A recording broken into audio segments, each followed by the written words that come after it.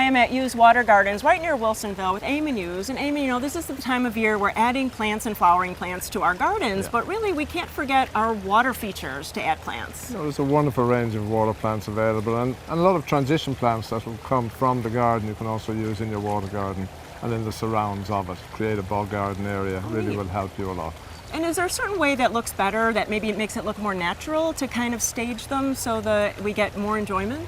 Yeah, I think you need to layer them properly. If your main view from the house is straight out to a pond, you don't want to hide it.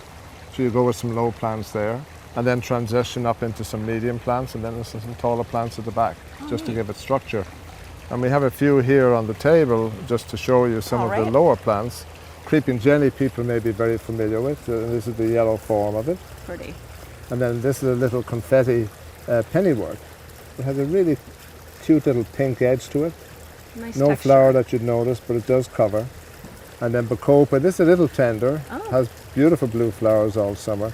And if it doesn't survive for you, it's not an expensive plant. It's nice to have that flowering all summer. Very nice. And then some grasses that are low. And then some low grasses. The black Mondo that people are familiar with in their landscape just loves water. We'll often put them on an island floating in the pond and it just thrives.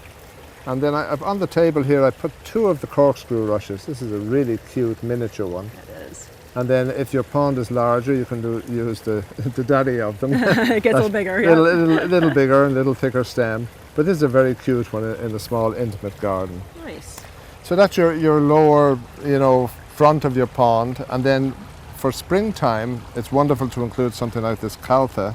This came out this year, probably in January. We had such a lovely January. Wow. This flowered very early. It's finished flowering now as we approach June, late May. And what color is that flower? That's a yellow. It's like a buttercup flower. Oh, beautiful. It's lovely. And then this is one of my favorite plants. This is pickerelweed, Pontideria. What I like about this is it has a beautiful deep blue purpley flower all summer. So this will start flowering in June, continue on through the end of September. Very nice. So it's really good that way. Okay. And then the next layer up, if you go up higher, would be some of the irises. And these are Louisiana irises. They're water irises, will grow perfectly well in water and thrive there. And what else have I?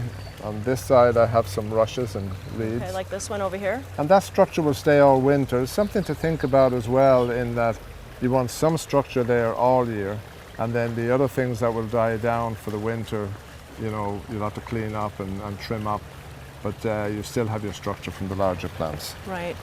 And it's really nice because the same rules kind of apply, that you do want some winter interest, you want flowering plants, you want different textures for your water gardens too. And also trying to get a continuity of flower. I spoke about the caltha, and then coming in now are these beautiful primulas. Beautiful. Now these are more in a transition zone, and I often say to people, when you build your water feature, if you have a scrap piece of liner, just on the edges dig a hollow out, put that liner in and then put your soils in. That hollow in the liner holds water and acts as a bog. So you can grow things like the primula that love really moist soils, or the Terrestial Orchid, which is an amazing thing. It just goes on for weeks and weeks. Beautiful. It's a sort of semi-aquatic orchid of the area. And then this other plant here would do well in that boggy area? This would do well in, this is the zebra's quill, and it just has That's magnificent so striping on the leaves and a pretty little pink flower. In a larger feature, this might be a bit lost, but definitely in an intimate small one, it'd be a wonderful plant to have. Very nice. So, and that's something to be aware of. Speak to whatever garden centre you go to get your aquatic plants. Speak to them about the size of your feature, so that you don't buy something that's going to overpower it or invade all over your yard. Right. So sort of ask for the plants that will balance out in your particular feature.